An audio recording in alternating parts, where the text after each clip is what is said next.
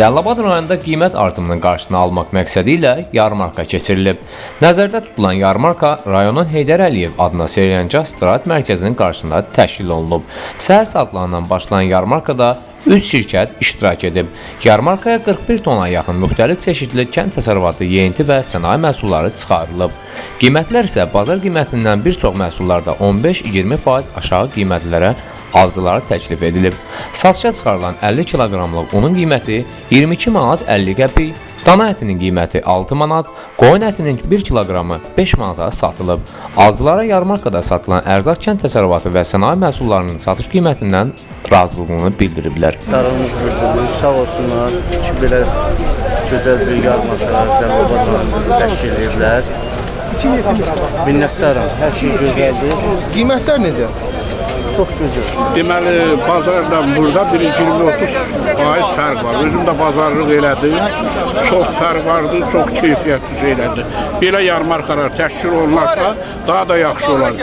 Günü-gündən vəziyyətimiz yaxşı olacaq. Ona görə ki, yaxşı olacaq ki, vətəndaşlar öz mallarını gətirirlər, bazara çıxardırlar, yarmarkaya. Cəmiyyət də bundan maraqlanırlar, alırlar.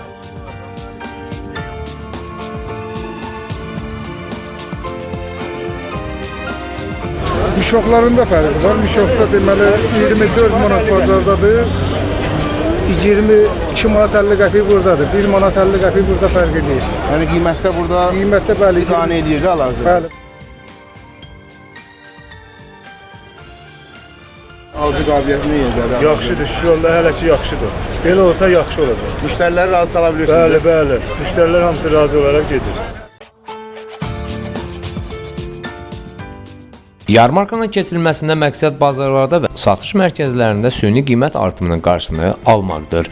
Yarmarkada satışa çıxarılan məhsulların satış qiymətinə gün ərzində nəzarət olunub. Qeyd edək ki, yarmarkanın il boyu ayda 2 dəfə keçirilməsi nəzərdə tutulub. Asəf Göytəbəli, Kamran Kamiloğlu, Region TV xəbər, Cəlilabad.